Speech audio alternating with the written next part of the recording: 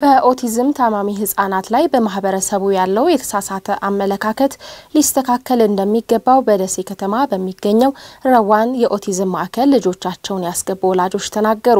የኦቲዝም ታማሚ ህጻናትን ወደ ትምህርትና ማገገሚያ ማዕከላት መውሰድ እንደሚገባ የደሴ ከተማ ሴቶች ህጻናትና ማህበራዊ ጉዳይ መምሪያ ገልጿል። የኦቲዝም ቀን በደሴ ከተማ እቴጌ መነን አንደኛ ደረጃ ትምህርት ቤት ታስቦ ውሏል። ጀማል ኢማም ዝርዝር ዘገባ አለው። ወይዘሮ ኢማን መሐመድ የረዋን ኦቲዝም ማዕከልን በደሴ ከተማ በማቋቋም 30 የኦቲዝም ህመምተኛ ህጻናትን በመንከባከብና በማስተማር ጊዜዋን ታሳልፋለች። ለዚህ ስራዋ ደግሞ ከሀገር ውስጥና ከውጭ የሚኖሩ ሀገር ወዳድ ኢትዮጵያውያን ድጋፍ ያደርጉላታል።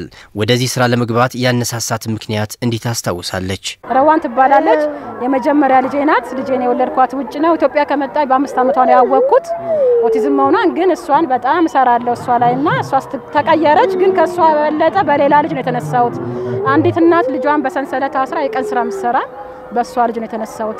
የኦቲዝም ቀን በዓል በደሴ ከተማ በእቴጌ መነን የመጀመሪያ ደረጃ ትምህርት ቤት ሲከበር ያነጋገርናቸው ወላጆች አጋጣሚውን አግኝተው ወደ ረዋን የኦቲዝም ማዕከል የመጡ ህጻናት ቢኖሩም ዛሬም ግን በየጓዳው በህመሙ መሰቃየታቸው ሳያንስ በማህበረሰቡ የግንዛቤ እጥረት በኦቲዝም ታማሚ ልጆቻቸው ሳቢያ የስነ ልቦና ስብራት የደረሰባቸው ወላጆችን አግኝተናል። የቤተሰብ ልጅ ሳይ የወንድም የሲስተር ልጆች ባዩ ሰዓት ያንቺ ልጅ ብቻ ነው ከቤተሰብ እንደዚህ ሆነው እና በቃ የኃጢአት እንትን ነው እየተባልኩኝ ያለው በዛ ጎረቤት በኪራይ ቤት መከራ ያየው በየተሰቃየው ነው ያለው። ከልጆች ጋር ራሱ እንዳይጫወቱ ልተብየ ነበር። ስለዚህ ግን አሁን አልহামዱሊላህ ሁሉም እየገባቸው ነው፣ ማንንም ሰው እየቀረባቸው ነው። ስለዚህ አሁን ደግሞ ወደ ደጅ እየወጡ ስለሆነ እጅግ በጣም ጥሩ ነው።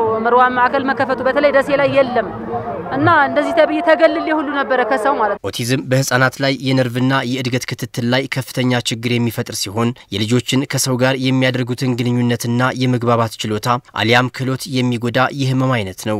የዚህ ህመም ተጠቂ የሆኑ ልጆችን በእንክብካቤ መያዝ እንደሚገባ የኦቲዝም ታማሚ ልጅ ያላቸው ሼህ አብዱ አበጋዝ ይገልጻሉ። በዘሬ መጣ አይደለም አጋጣሚ ነው። አሁን ከዘሬ የለም። ይሄ የመጨረሻ ልጅ ነው። አጋጣሚ 6 ልጆች አሉ። ይሄ ብቻ ነው።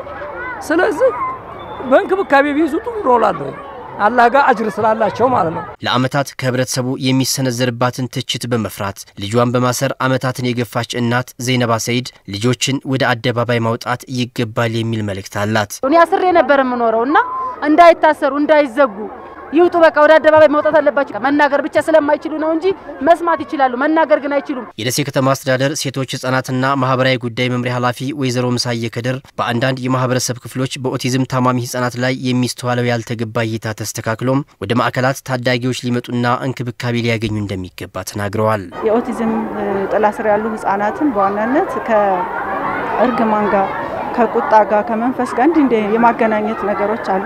እሱ እንዳልሆነ ማህበረሰባችን አውቆ የተለያዩ ድጋፍ እንዳገኙ ማህበረሰባችን በዚህ ልክ ተገንዝቦ በየአካባቢው ያሉ ህጻናትን ወደ ማዕከሉ እንዳስገባልን ጥሪ ለማቅረብ እንወዳለን።